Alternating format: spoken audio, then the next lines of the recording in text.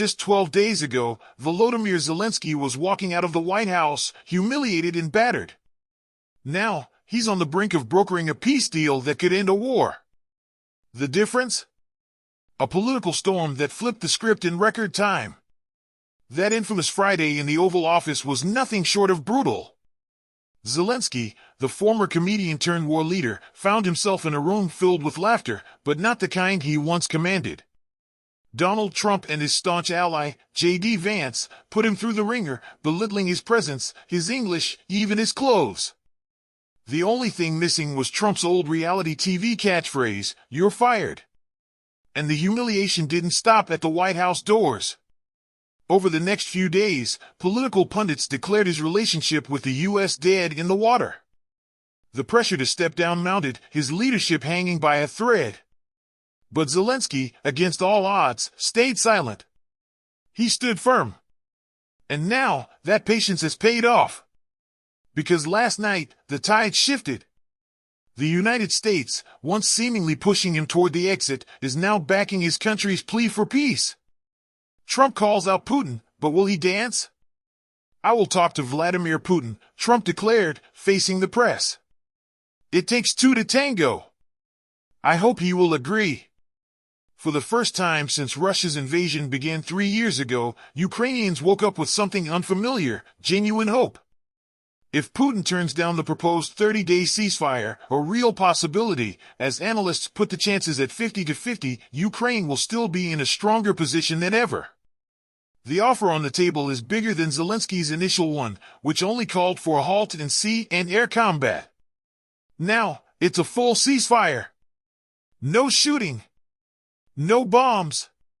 Just silence. And then came the real breakthrough. Trump, who had previously dangled military aid like a prize, agreed to resume support without forcing Ukraine to sell off its mineral wealth first. It was a major win, a shift that changed the game entirely.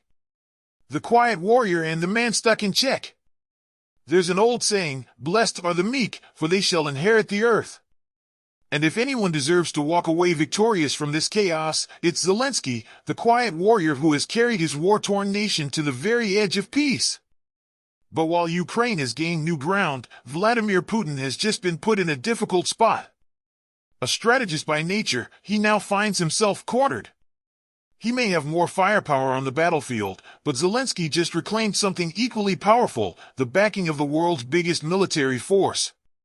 As U.S. Secretary of State Marco Rubio put it, if Putin doesn't agree to peace, then we'll know what the real obstacle is.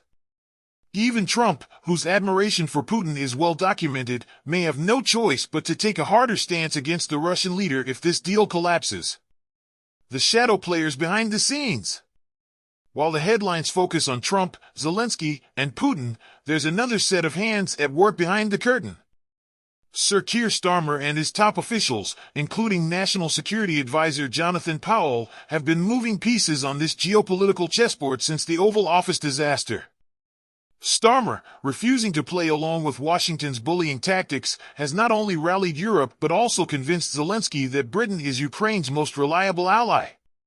It was Starmer's guidance that led to a crucial move, a diplomatic olive branch offered just a week ago, one that shifted the entire narrative. And when the time came, Powell, a veteran in international negotiations, flew to Kyiv to guide Zelensky through the murky waters of U.S. diplomacy.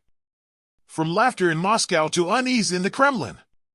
When Zelensky was thrown out of the White House, the laughter from Moscow was loud enough to echo across continents.